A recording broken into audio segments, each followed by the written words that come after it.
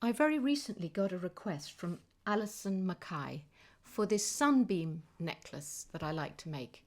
So you need your round nose pliers, your chain, your flat nose pliers, cutters, and also a bail maker helps. And then I'm using 1.6mm soft aluminium wire and also 26 gauge, which is 0.4 of a millimeter. That's silver plated copper.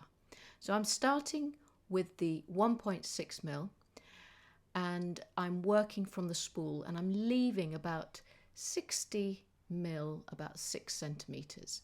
And with my flat nose pliers, I'm creating the first bend. You can see it's like a right angle bend, and then I'm creating a flat sort of line that continues along. So then I bend it back to make a little gap, and then I'm placing my flat nose pliers just a little bit further down to create the next line or beam or whatever you want to call it, or ray, that will be just that bit longer.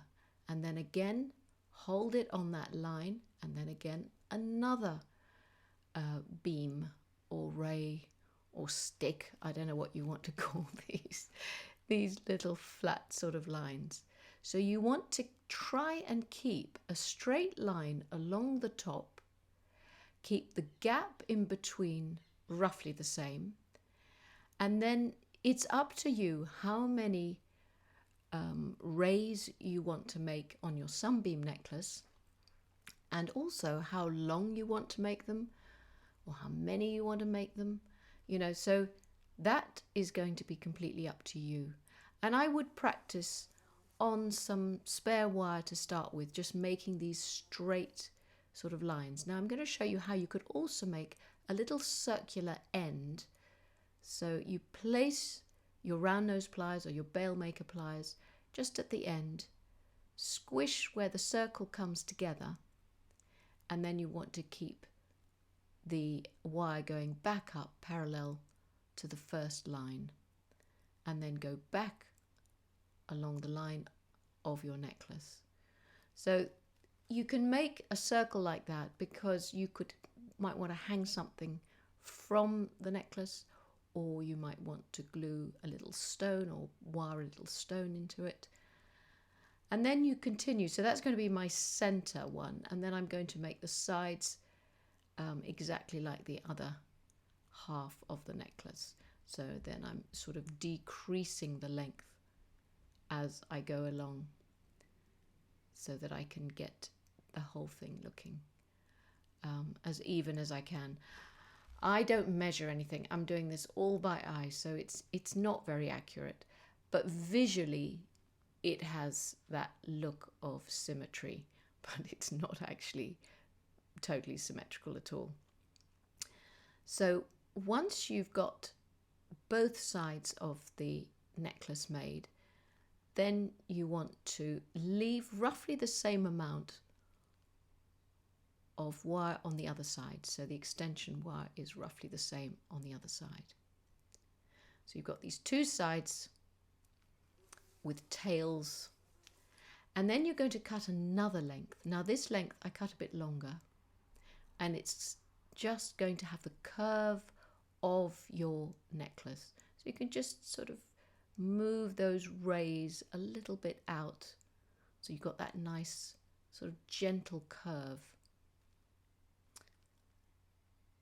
So work on that a bit. I mean, you can always push it round a rounded object. Now I'm going to use the 0.4mm 26 gauge thin binding wire. I'm finding the center, so I've cut quite a long piece, so arm's length. Then I find the center, and I'm going to place the center of that binding wire at the center of the two wires and start binding in between the gap. So it's held together at that point.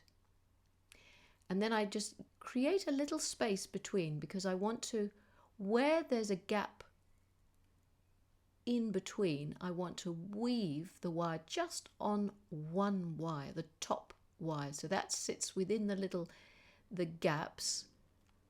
So just bind in between weaving in between, and then when you reach the space, bind the 2 wires together. So now I'm binding the 2 and sort of keep scooching it up so that it's all nice and neat. I'm just going to turn around and do it on the other side again. So now I'm trying to get those wires together, and as I come in that gap, I'm only binding the 1 top wire until I reach the gap within my raise, and then I bind the 2 together. And then when I find the little gap again, I'm binding in between just the top curved wire, and then when I reach the second gap in my raise, I bind and bind and bind. So you keep doing that all along. And if you run out of wire, you can always add at any point. See this? I'm just adding it in and then going in between and then finishing off and binding the 2 wires together to finish off. So never worry about running out. You can always add in your binding wires. And when you come to finishing off, just lift it where you held it and then rebind it in between and cut off any excess wires. Squish them all down, make sure it's nice and flat. So those are the 2 wires bound together now, and you just want to measure that the 2 side wires are the same length. I'm just going to trim that a little bit,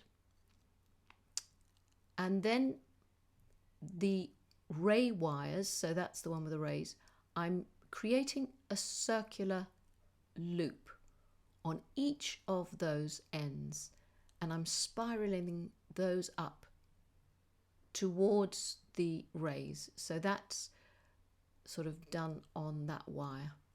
And then I'm going to also just check the other wires are the same length, because we want a sort of symmetry to this necklace. And then I'm going to do the same thing. So, but first of all, I'm just bending them a little bit around the outer edges of those spirals. Then I'll pick them up with my bail makers. These are 6mm bail makers, but you can use your round nose pliers. You don't have to do the same as me. Anything goes, honestly, anything goes. You just want to finish off these ends, and spirals are always incredibly decorative. So do the same on both sides. Now you've got your framework. So that's your central framework for your necklace. I'm just opening up those spirals a little bit because I'm going to connect a tiny bit of wire and just put a few, just a couple of stitches really, a few stitches in between those 2 spirals, and that just holds and solidifies and makes the whole thing much stronger. You don't have to do this, but I like my things to sort of hold together, especially if I'm going to sell them. So a few little stitches just there, then you can push those back again where they were, and it means nothing can open up on the sides. So again, a couple of stitches in between those 2 spirals so they can never be sort of extended out. And then once you've done that, you'll just cut off the ends, make sure they're totally flattened down and there's no spiky ends sitting outside from there. So there's your framework, and now we're going to do some hammering. So get a planishing end of a hammer, so a sort of convex end, and first of all just go to the spirals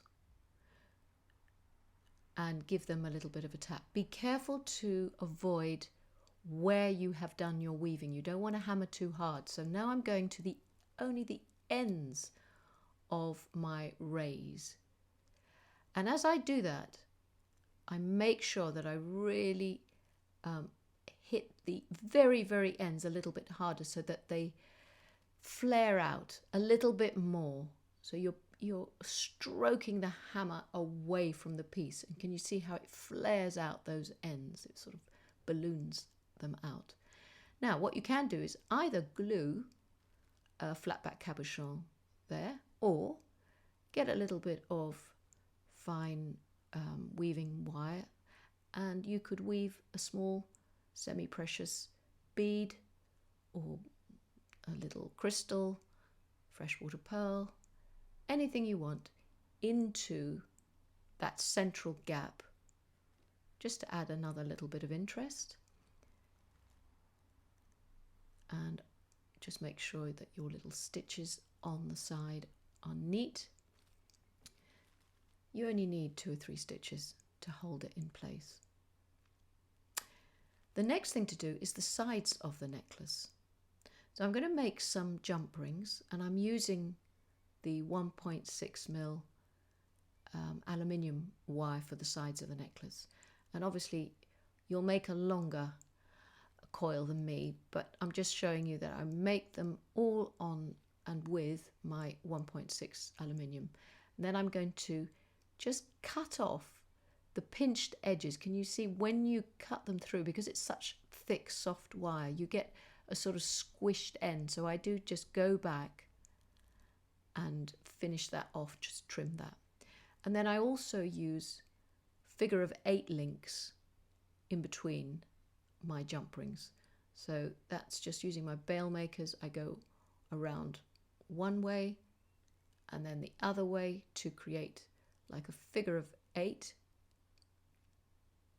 So I make lots of those, and I can also use those lovely beads. So these are crackle crystal beads. I mean, you can use anything you want, and they can't thread with this aluminium, it's too soft. So I'm using 0.8 20 gauge to make links on each side of the beads that I'm going to be using. Really, you've just look in your stash, find out what you want to add. I like making these not too colourful, only because I feel the silver look is enough. You know, it's the sunbeam of the metallic look. So I'm putting a very neutral colour. So you want to link your beads. So you put your jump ring in first on each side into that side spiral, and then you can start making the chain linking system with a jump ring and a figure of 8. Now, just to show you how I finish off these figures of 8, I hammer just the ends first of all on each side. Then they tend to open because of the hammering, so I close them up again, make sure there's no gaps, and then I wallop the center. And that makes them really lovely and firm, and means they won't open. They're work hardened at that stage. So open up your jump rings, feed in one of your figure of 8 links or your infinity links, whatever you want to call them, and keep alternating, you know, the jump ring and the figure of 8 all the way round until it's the length you desire. So that goes on until it's the right length. And then you want to make your clasp. So this is just a little hook. Create that sort of hook clasp. It's like a fish hook. I leave a bit of a stem, which I'll come back to, and then the other side I'm going to do a wrap loop.